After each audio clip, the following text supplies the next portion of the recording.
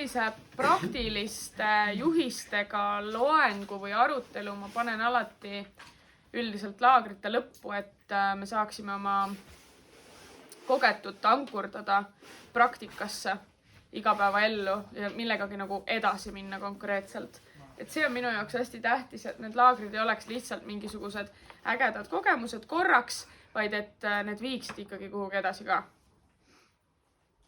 Ja et te nagu ise õpiksite ennast juhtima pärast seda kogetut, et muidu ongi see, mis meil siin tänapäeva vaimsuses toimub, et laagrisõltlased on ja käid ühest laagrist teise, aga tegelikult oma elus midagi ei muuda. Et lihtsalt selleks, et korra kogeda mingit head tunnet nagu teistega koos ja siis lähed oma sinna rutiini nagu tagasi. Mulle meeldib, kui te laagrites käite, nagu ärge saage valesti aru. Väga tore on, onju. Aga just, et see annaks mingit sügavamat väärtust edasi ka. Et sellepärast ma siis nendest asjadest räägin alati lõpus. Nii, paneme siis fookuse hästi tugevalt tulevikku. Siin on see tööleht, mis siin on igasuguseid küsimusi, mida ma soovitan kodus pärast sügavalt kirjalikult läbi kirjutada ja läbi mõelda enda jaoks. Et need loovad teie sees hästi palju selgust, hästi palju konkreetsust ja ka tegutsemise energiat. Keskendume siis täna sellele, et kuidas selle naisena, kelleks te eile sündisite, kuidas selle naisena teadlikult ja milliseks oma elu luua. Ja kuidas seda teha, eks. Mõned teist on juba kuulnud kindlasti päris mitu korda neid võtteid. Kristi ja Ebe kindlasti on kuulnud. Ursula võib-olla ühe korra ka. Maria ja Kristiina ka võib-olla ühe korra on kuulnud. Neid jutte, aga iga kord tuleb natuke erinevalt ja mingi uus nüanss taipamine juurde. Mõtlengi nüüd, millest me alustame. Väga tähtis, kui me tahame teadlikult oma elu luua, siis me peame teadma, mida ma tahan luua. Mida ma tahan luua ja miks ma tahan luua. See on nii tähtis. Sest kui ma seda ei tea, siis ma loon midagi täiesti juhuslikult. Vastavalt oma tujudele ja vastavalt kuidagi ümbritsevatele nõudmistele või kuidas iganes tahate seda sõnastada. Loomine toimub tegelikult kogu aeg. Inimene on liikuv selline generaator, ma ütleks isegi, kes kogu aeg loob ja loob juurde ja juurde. Iga oma sõnaga, iga oma seisundiga, iga oma käitumisega. Et kas me teeme seda teadlikult või mitte, kogu aeg toimub loomine. Ja seda on oluline teadvustada. Et mida ma praegusel hetkel oma seisundiga, oma emotsioonidega, oma suhtumisega endale loon. Ja kas see on see, mida ma tegelikult tahan? Et ja siis tulebki edasi see, et mida ma siis tegelikult tahan. Väga paljud inimesed on harjunud lapsest saadik armastust välja teenima. Ja seetõttu nad teevad kogu aeg kõike seda, mida teised tahavad, selleks, et tunda ennast väärtuslikuna. Ja siis ongi nii, et kui inimene tuleb ühel hetkel mulle seansile ja ma küsin talt, et mida sina tegelikult tahad? Ja ta ütleb, ma ei tea, sest ma pole harjunud seda endalt küsima, mida ma tahan. Ja kusjuures katastroofiline on see, et täna ma küsin 8-aastaselt lapselt, mida sa tahad? Ja ta ütleb, ta ei tea. Et isegi tema on juba kaotanud kontakti ära sellega, mida tema päriselt tahab. Ja siis meie siin on ju. Et seda tuleb hakata treenima. Ma olen seda 8-aastast tüdrukut ka täiega heas mõttes aju pesnud, et harjutanud talle nagu seda harjumust mõtlema, mida mina tahan. Ja seda ka väljendama siis. See ei tule kohe. Aga seda tuleb hakata harjutama niimoodi väikeste asjade haaval. Ja tegelikult meis kõigis naistes on see alalhoidlikkus nagu. Et kõik teised ennem, kõikide teiste heaolu ennem. Kas sa mind ei harjuta? Ma võin olla sinu 35-aastane tüdruk. Jah, sina suudad juba vastutust võtta iseenda eest. Ma ei tahaks seda. Aga vot siis see sinu sisemine 35-aastane. Mul on 5 ka. Just. sinu sisemine 35-aastane aitab sinu sisemisel 5-sel seda treenida. Ja koos Mariaga oleks. Jah. Ühesõnaga.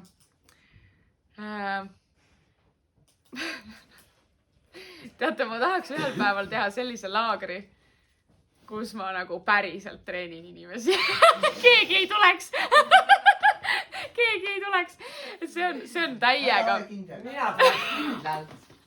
Sest see on väga karm. See on väga karm. See oleks nii intensiivne, et ei kujuta isegi ette ka nagu. Ma ei tea, kuidas seda laagrit sõnastada või pealkirjastada. Kõik lendab vastu taevast. Jah, kõik lendab vastu taevast 2022. Päris hea. Okei, ma mõtlen selle peale, sellepärast, et see oleks hoopis midagi muud. Sest ma olen harjunud vaata lähenema inimestele niimoodi rahulikult või sujuvalt, nii et nad seda vastu võtaksid, on ju. Leebelt, igaühe tempo on ju erinev ka, on ju. Oleme juba vastu võtjad sinu poolt. No, see pole päris nii.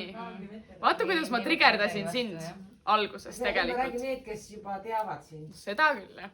Seda küll. Jaa, esimene kord tuleb teisi hommokuga. Ma panen kõik pommi alla kogu sellel üritusel. Okei, nii, lähme edasi, me jäime pooleli. Et hakata ühesõnaga treenima endasse seda, et mida ma praegu tahan. Ja seda ma soovitan treenida niimoodi, et näiteks iga hommik ärgates küsida endalt, et mida mu keha praegu kõige rohkem vajab. Ja mida ma emotsionaalselt või hingeliselt praegu kõige rohkem vajan. Ja õhtul samamoodi. Ja tegelikult on seda hea ka lõuna ajal kuskil küsida korraks. Lihtsalt, et see küsimus endale võib-olla kuhugi nagu kirjutada, et oleks meeles seda küsida ja meelest taibata. Mida ma hingeliselt või emotsionaalselt praegu kõige rohkem vajan ja mida et ma saan seda ka ise endale pakkuda. Mõni aeg tagasi veel oli mul, küsisin seda sama küsimust endalt ja tuli vastus, et lihtsalt tahaks, et juhtuks minuga see ja tuleks siis see mingi mees ja teeks need asjad mulle. Mõtlesin, oota, aga ma ei saa seda praegu. Mida ma praegu iseendale ise saan pakkuda, et mul oleks parem. See on see vastutuse võtmise koht, et ma võtan vastutuse enda heaolu eest. Ja see on hämmastav, naistest rääkides. Väga paljud naised annavad selle vastutuse täiega ära ja nagu jonnivad veel, et kui ma nüüd ei saa, kui sa mulle seda ei paku või kui sina minuga nii ei tee või naa ei tee, siis ma olen õnnetu. Ja nad, see pole nagu otseses mõttes, nad ei sõnasta seda nii. Nad kuidagi nagu jonnivad selle välja endale. Ja mõned sõnastavadki täpselt nii, jah. Aga kuidagi, jah, täiega anname selle vastutuse ära. Mehed on nagu rohkem tegutsemise energias, ma olen jälginud. Nad lähevad siis trenni või lähevad sõpradega välja või mõtlevad midagi muud veel, põgenevad garaaži, on ju, et neil vähemalt oleks hea olla. Nad kuidagi on rohkem selles tegutsemise energias. Aga naine jääb sellesse nagu ja siis ta hävitab ennast selle tundega, vaata. Siis tekibki sealt, et ma minestan. Mul on depressioon. Ja see on kõik selleks, et nagu saada tegelikult tähelepanu. Aga ei tunnista endale, et see on selleks. Ja siis me mõtlemegi, et me olemegi haiged ja minestamegi ja süda valutab ja oksendan, ma ei taha süüa. Või nagu mingi see dramaatilisus. Ja siis, kusjuures ma olen hakanud seda naistele välja ütlema, et stopp, see tegelikult ei ole sinuga nii praegu. See on millegi jaoks sa seda endaga praegu teed. Eile tegid sama asja. Sõbrannaga, täpselt sama asja, et stopp lihtsalt aitab. Siis me hakkame ennast nagu hävitama või kahjustama selle läbi.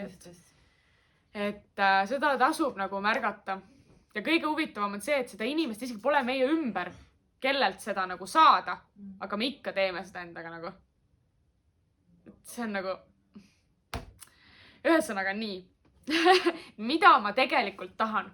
Ja vahel on see, et kui sa oled keerutanud ennast sellesse sasipuntrasse, et sa oled juba nii oma väe ära andnud ja kogu aeg ainult teiste heaolu teeninud ja sa ei oskagi enam enda seda tahet väljendada ja siis see tahe on võib-olla kardinaalselt erinev sellest, kes sa praegu oled. Et sa ei julge seda tunnistada endale ja oma lähedastele. Et see oleks nii hirmus, sest see on juba nii erinev sinu sellest, kus sa praegu oled. Et sa oled nii kaugel juba oma hinge teekonnast, on ju. Et mis siis teha? Siis on üks võti on see, et niimoodi samm-sammult väikeste doosidega seda tõde hakata pudistama iseendale ja lähedastele. Et lähedased sujuvamalt selle vastu võtaks selle muutuse, et ei tuleks sellist konflikti ja kokkukukkumist, on ju.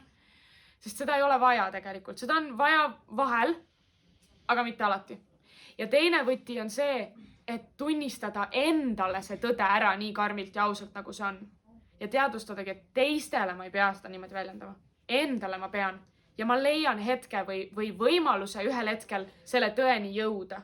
Et see nagu rahustab maha, oota korra, et see nagu rahustab maha selle sisemise niukse karjumise või valu, et ma tunnistan endale praegu ära selle asja ja ma vaikselt hakkan sinna poole sammuma ja ma ei pea teistele nii karmilt seda kohe välja ütlema.